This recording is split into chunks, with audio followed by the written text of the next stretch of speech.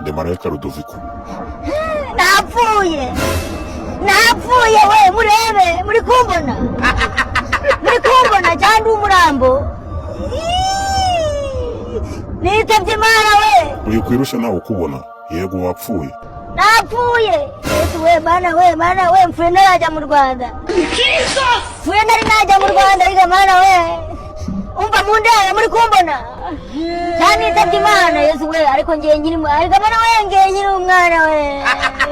Ngiye nyiri akana Yesu we muri kumbona Yesu we subuna ziziki cyangwa nagiye mu ijuru none Imana iri kunkoresha video navuye ahubwo ndagusaba kwitwara neza tugatangira urubanza. Yegera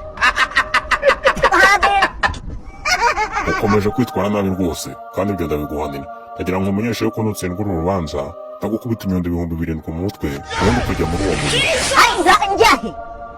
Njyahe ku munyarwanda yavuze ngo harya umunyarwanda yaciye umugani avuga ngo iki baravuze ngo ingegera banze niyikura. Reka dutangire urubanza. Haleluya. Icyaha cya mbere ushinjwa ni uko ukiri ku isi utigeze wemera ko Yesu yavutse ko bwari umutagatifu ahubwo ari umwana wa marayika. Oya ahubwo ngereka nibwirira Imana ahubwo amabanga y'urugo mwashatse kutuhisha kakajwi yayavumbuye ntabwo ari umwuka mwakoresheje ahubwo marayika arajya ari nyese bura ona Mariya babyara ka Yesu sha mujye muri gatube mujye muri gatube sha n'abavumbuye arajya ari nyese bura byara kana bakita Yesu ariko ntabwo ari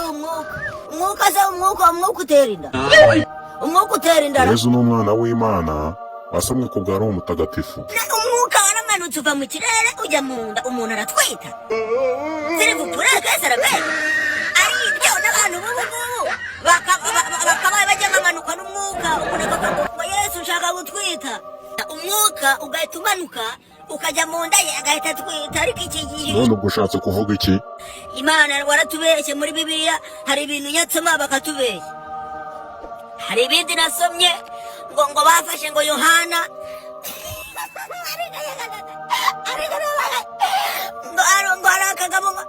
hari umugabo ngo muri Bibiliya ngo yagendanaga na Yesu ngo bita Yohana ngo baramufashe ngo baramukaranga ngo yari umugabo ngo avamo ari umusore.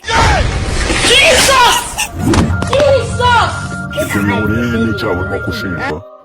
Ariko rero hari ibintu Imana igitubeshya nkavuga ati Imana nicyo tubeshya. Ubundi wasengeraga muri hedini? Abisiramu nigeze kujya mu Bisilamu barambwira ngo ntabwo bajya biheha ngo bajya bafata ngo amazi ngo wiri gukora mu mabi. Utangiye kurakaza abamarayika. Ese hari umurongo umwe muri Bibiliya wabuze mu mutwe wawe?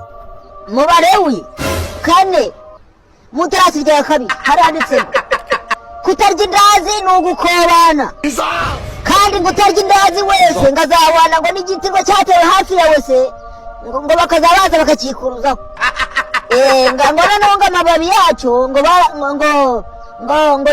ngazahwana n'igiti kiba hafi yawe se ngo ababyeyi bajya bazagacira ibibabi bakajya kwihesha. Iyo ni gasopo ya nyuma nongera kwitwara nabi uretse ugenda muri uwo muriro. Ntaho nzajya wangegera we ntaho nzajya wacukura imva nzajya wacukura imva ntaho nzajya wangegera we. Kugira ngo nkubabarire ayo makosa yose uri gukora ngaho gira byibuze isengesho rimusenga mbone kukubabarira. Kwa Mwana na Roho twapfuye mu bwenge dupfa mu mutima dupfa haruguru no hepfo. Uyu munsi nje ndi pasiteri kuri pakata sigiriri kumanyina vutu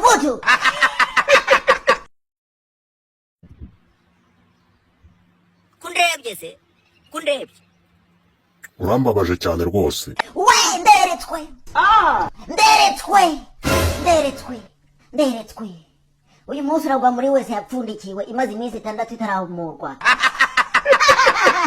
Uko witwaye muri urubanza witwaye nabi cyane. Kumenya wagize ngo turi mu mikino uko bimeze Imana ntiyakumva. Mana mana ari he?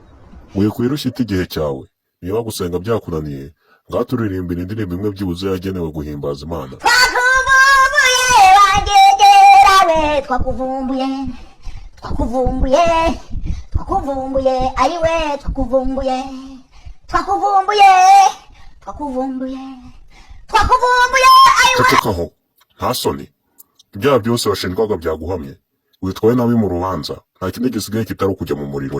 Ntaho nzajya. Ntabwo biri kera ni nonaha, genda mu muriro vuba. Kuri kiwerewere nta makuru ufite, uragakubitwa n'inkuba igeraho. Twakwihanganiye cyane none utangiye no kurengera. Uribeshya ariko ayiga ngo urambabaza ntari so we. Nta kintu twongera kuvugana nawe, jya mu muriro vuba. Izi ngegera ziba zishaka ko mpfa, ndabizi abankunda ni benshi kurusha abanyanga. Uzanyanga nzakuduhira mu matwi mpaka mama rera. Genda ceceka byarangiye wisakuriza abamarayika. Izi ngegera zarajye ziriteranya ati ka kajwi tumukubite hasi shoka agwe hasi.